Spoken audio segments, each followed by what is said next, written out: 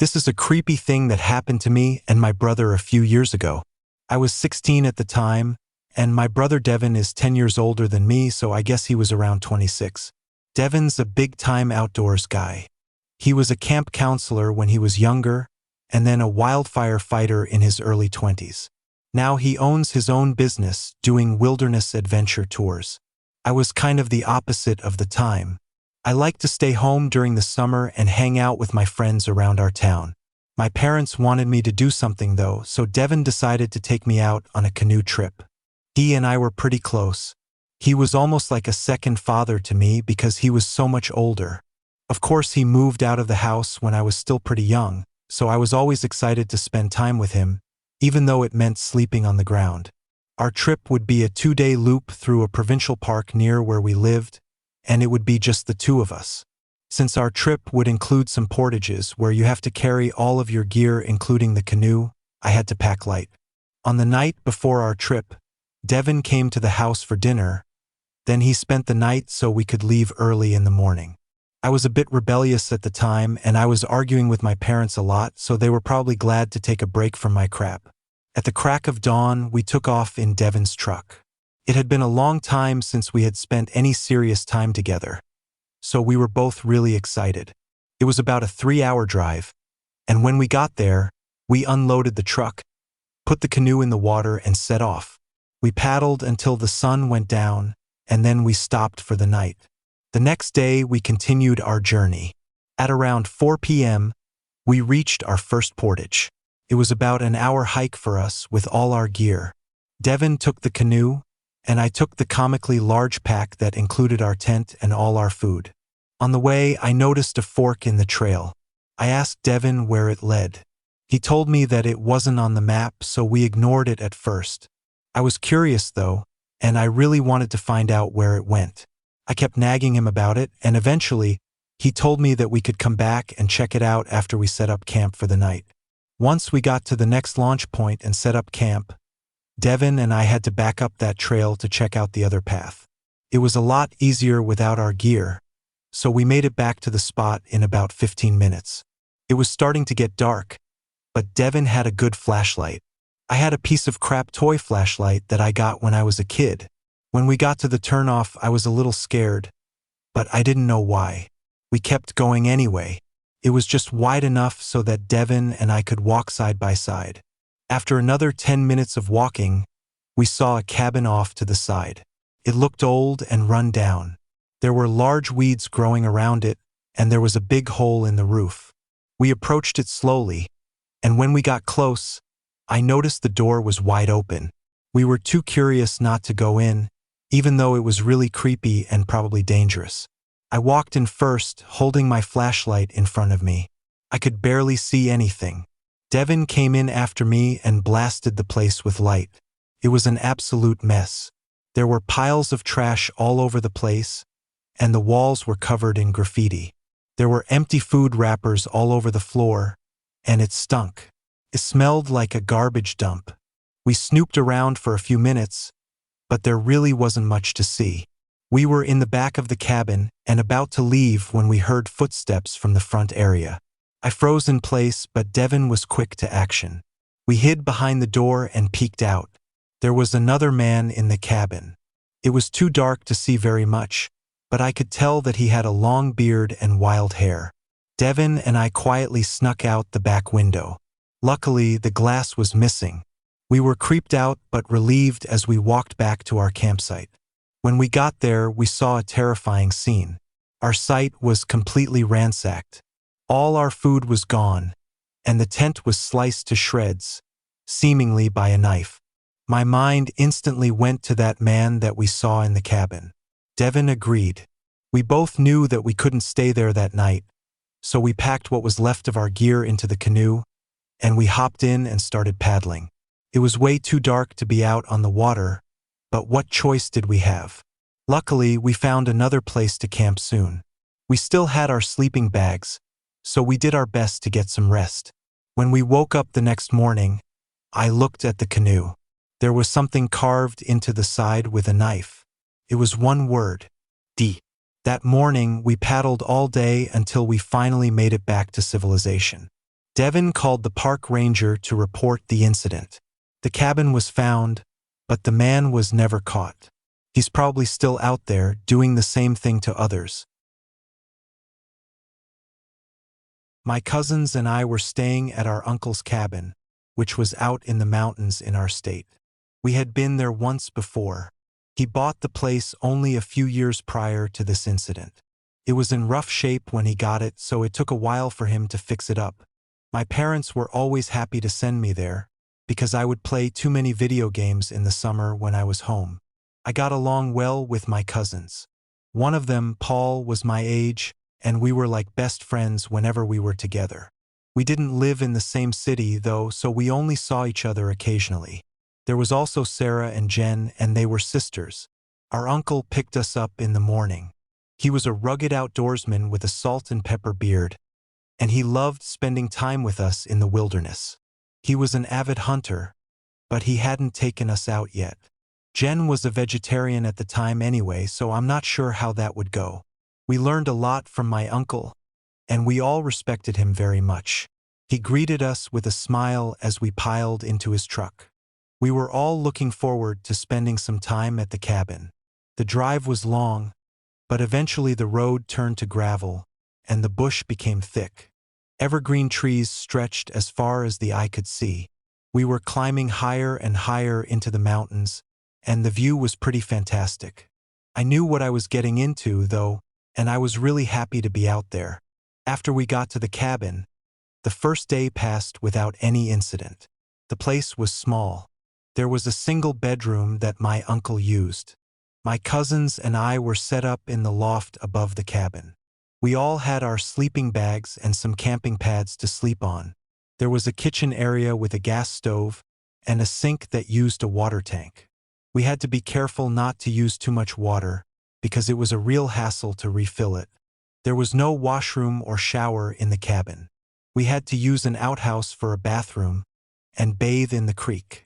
The next day, we walked through the forest, went swimming in the creek, and roasted marshmallows over a campfire. Nothing else happened that was relevant to the story, so we can skip ahead. We had just gone to bed that night. My cousins were up late, whispering scary stories to each other, and just talking about whatever came to mind. Eventually, they fell asleep and I was laying awake. A sudden urge to use the bathroom hit me. I didn't want to get up, but I knew I wouldn't be able to fall asleep if I didn't. I crawled out of the loft and down the creaky ladder.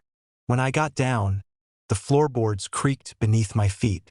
I didn't turn on the light because I didn't want to wake anybody up. There was a faint glow coming from the windows, and it was enough for me to see. As I approached the window that overlooked the front porch, I thought I saw a shadowy figure move past quickly. The hairs on my arms stood on end as I peered out into the darkness, searching for any sign of what I might have seen. I opened the front door and poked my head out. I looked both ways, and that's when I saw him. A tall figure stood just to the right on the porch in front of the window. His silhouette was only vaguely illuminated by the dim moonlight that came through the trees. He was motionless. His face was hidden by a hooded sweatshirt or jacket. I gasped out of reflex, and then the man turned to look at me and I slammed the door. I locked the door behind me and took a large step back, and my attention turned to the window. I could see his outline standing there, but I still couldn't see any facial features, and then he started to bang on the glass with a lot of force. Luckily, my uncle had installed thick windows for insulation in the winter. The glass seemed strong enough to hold, but I was still terrified. The sound echoed through the cabin, and I screamed, dropping to the floor in a desperate attempt to hide. The commotion had awakened my cousins. They all rushed to the window and someone turned on the light. My uncle, armed with a shotgun, burst out of his room. I had never been so happy to see him. Without a moment of hesitation, my uncle stormed out onto the porch. By then, the man was gone. It was dark enough that he wouldn't have had to get far in order to be hidden. We were just standing there, knowing full well that there was someone out there, probably watching us. We stayed up for the rest of the night. In the morning, my uncle checked one of his trail cameras that he had to keep an eye on the wildlife around his property. Caught an ominous scene.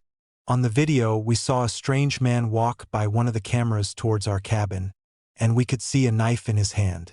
My uncle brought this evidence to the police, but to this day, the man was never found. My uncle refuses to have us back to the cabin until he catches that guy. That hasn't happened yet, and it's beginning to look like it never will. This happened in around 2006. I was 12 years old at the time. Back then, my grandparents used to live in a small house beside a big lake. It was in the countryside of Santa Catarina, Brazil. My cousins and I used to spend days and sometimes weeks at their house, especially during the school vacations. It was a funny and cool place to stay. The house had an enormous plot of land where we used to play soccer and do other kid stuff. It had a private pier at the end of it. We would jump into the lake during the hot Brazilian summer days. One property next to my grandfather's land was occupied by my grandma's sister's house. The other side was unoccupied, just woods with a public pier, probably double the size of my grandpa's pier. The public pier was way wider, probably about 1.5 meters, and it was around 50 meters from end to end. It was perfect for us kids to run together and jump into the lake. Also, we felt we had more privacy there, far away from our grandparents' view. One night at around midnight, my 3 cousins and I decided to go to the end of the public pier to relax and just kid around. We silently left my grandpa's house, jumped the fence to the next land plot, and then went straight to the end of the public pier. We stood there for about 35 minutes, messing around and talking to each other. That's when my cousin first saw him. A man with a yellow dirty raincoat that was almost brown. He was at the beginning of the pier. We just stood there silently, staring at him and each other. That's when he started slowly walking towards us at the end of the pier. At the time, there was no light pole at the beginning of the pier, just at the end of it. That's because that's where the fishermen would stand to do their business. Because of that, we were not able to recognize him or see if he was carrying something. The man continued his walking, and when he reached the first light pole, we began to recognize his features. He stopped and we could finally see him. He was an old man, probably around 55 or 60 years old. He was missing teeth with a big gray beard and a strange smile on his face, like he really wanted to laugh, but couldn't. At that moment, everyone was kind of freaking out because we had no escape route from that spot at the end of the pier. It was just a lake, and nobody wanted to show up at Grandpa's house all wet in regular clothes after midnight, especially since we left the house secretly. We could see that the man had no fishing rod with him, but he started to pretend like he was fishing in a really exaggerated way. It was like he was a cartoon character. He was really creeping us out, and that's when things got scarier. The man suddenly turned to us with a sad face, like he was sad that he didn't catch his imaginary fish. Then he mimicked casting the fishing line to us. He waited 2 seconds, and then started winding his imaginary fishing pole.